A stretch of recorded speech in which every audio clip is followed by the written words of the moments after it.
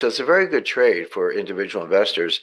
It's what I call an asymmetric trade. I mean, no guarantees, but the downside is limited because of the central bank demand, but the upside is unlimited because central banks are going to keep buying.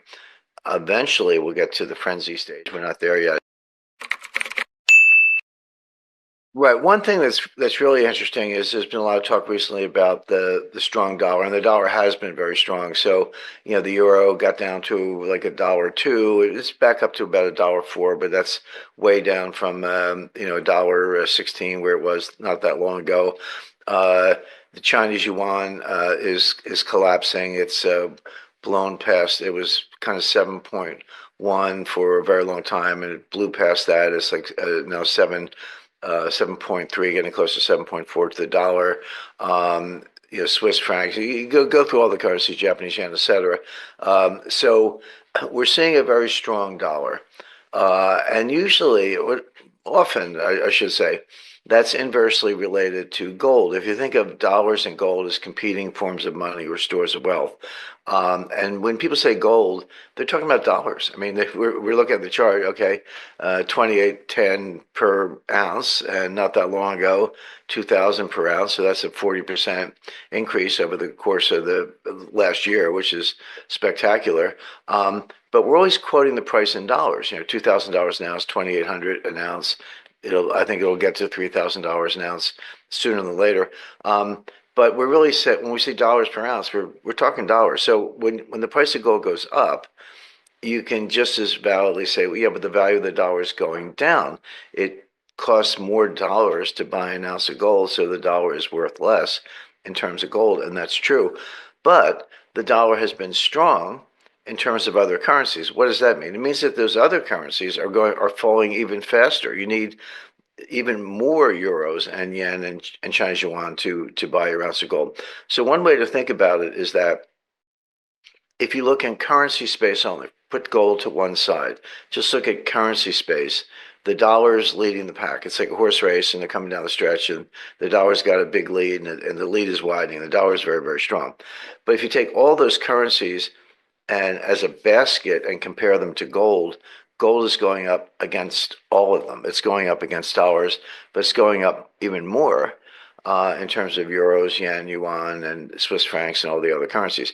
So we live in a funny world where we have a strong dollar, that's clear, but gold is also strong in terms of dollars. So it's not a straight inverse correlation between gold and dollars. It's like, no, dollars are running away from the other currencies, and gold is running away from dollars, and gold is very, very strong at the moment. I expect that to continue.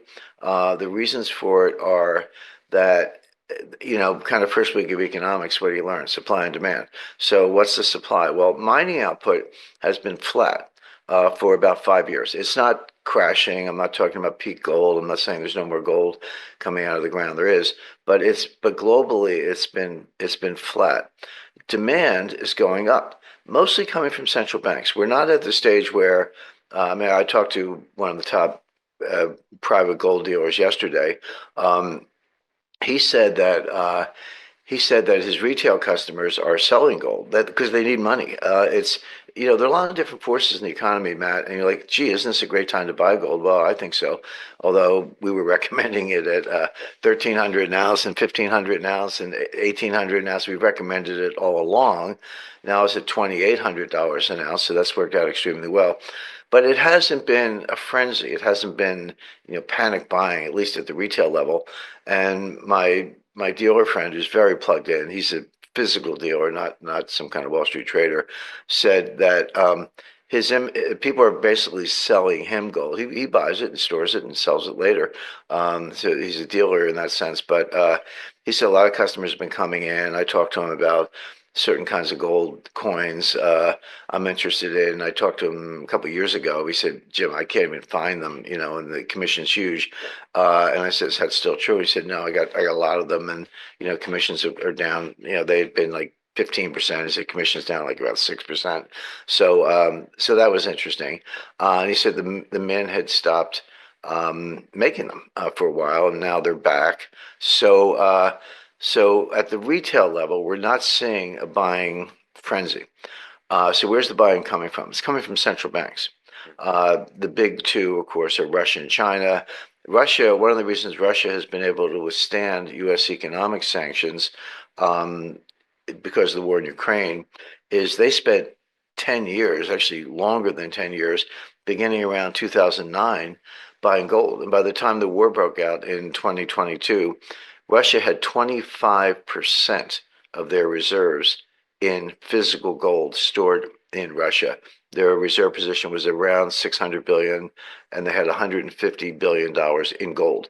By the way, the U.S. froze their treasury assets. They had in that reserve position, they had about $300 billion in U.S. treasuries. The U.S. Froze those, and now U.S. is stealing them to use as collateral for a loan to Ukraine, so Ukraine can fight the Russians. So basically, Russia earned dollars by selling energy, bought U.S. treasuries, trusted the United States. The U.S. stabbed them in the back, stole the assets, and used them to finance a loan to pay Ukraine to fight the war. So Russia's own assets are being used to fight a war against Russia. That's how crazy the world is. But what it means, if you're Saudi Arabia or Taiwan or Korea or certainly China, India, any other country that has large dollar positions, you want to think twice. I'm not saying people are getting out of the dollar. You really cannot get out of the dollar because there aren't any good alternatives. Do you really want to load up on, Italian bonds or German bonds, Japanese bonds? I don't think so. But gold, yes, not 100%, but at the margin. So Russia's U.S. treasuries were frozen, but its gold was not. This is the benefit of a physical asset. It's not digital. You don't need a wire transfer system. You just need a good vault, and Russia's very good at that. So that has really saved them economically to some extent in this war. So everyone's looking at that. So who's buying? China, Russia, India, Kazakhstan, Mexico, Philippines, Vietnam, Turkey. Some are more transparent than others. You can get this data. Just go to the World Gold Council website. You have to sign up. It's free, but you can find everything I'm talking about. I check it on a regular basis. So is retail at the frenzy stage? No. But are central banks buying? Yes, and that demand is increasing. So when you have constant supply, because mining output is not increasing, and higher demand from central banks, that's going to drive the price of gold higher. Now, the central banks are very smart buyers. They're not going to start a frenzy. They buy the dips. They take a little bit, let's say a little bit, a few tons, 5 tons, 10 tons a month.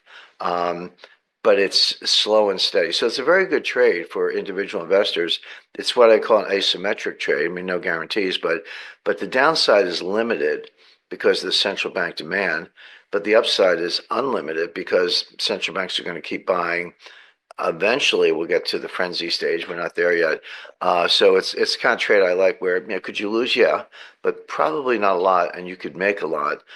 So it's a good trade in that sense.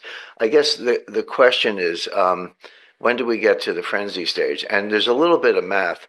I always say it's sixth grade math, but that's when I went to sixth grade. I'm not sure what they teach today, but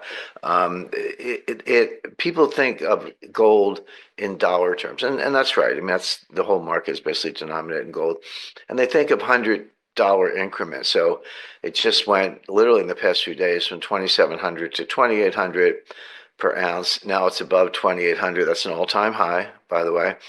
It'll chug its way to 2,900 and eventually 3,000. So people look at those. But the math is interesting because as the price gets higher, it's basically in terms of percentage gains, forgetting about dollars, but percentage gains, it's $100 divided by the starting price. So 100 divided by 2,700 is a certain percentage gain, et cetera. But as the price gets higher, those $100 increments. Percentage, it remains $100. If you possess 100 ounces and it climbs $100, that's $110,000 in your hands. Well done. But the proportional increase is lower, so that implies it becomes simpler. Moving from 3,000 to 3,500 is less challenging than shifting from 2,500 to 3,000. Both instances involve $500 jumps, but since the initial level is greater, the percentage boost is reduced, which means it's easier to achieve. So, nothing comes for free. You have to, calculate and determine how much you're earning in both aspects. However, in terms of capturing public interest, $3,000 is one of those milestones, one of those psychological hurdles. As an economist, you would say, what's the big deal? But as an analyst, a promoter, and an investor, it's one of those crucial milestones. So, I'd expect it to surpass 3,000 sooner rather than later for the reasons we discussed. And that's going to generate significant attention because it has remained in the 2000s for a few years. And then, suddenly, you might begin to see people queuing at the neighborhood gold merchant saying, "Sell me some gold." Of course, by that point, it'll be difficult to obtain. Yet, I always say, get it now before your neighbors start queuing up. But, it's simply human behavior. People don't, but they will when they won't purchase it now, but they'll acquire it once it's pricier. It's just human nature. But I'd advise securing it now.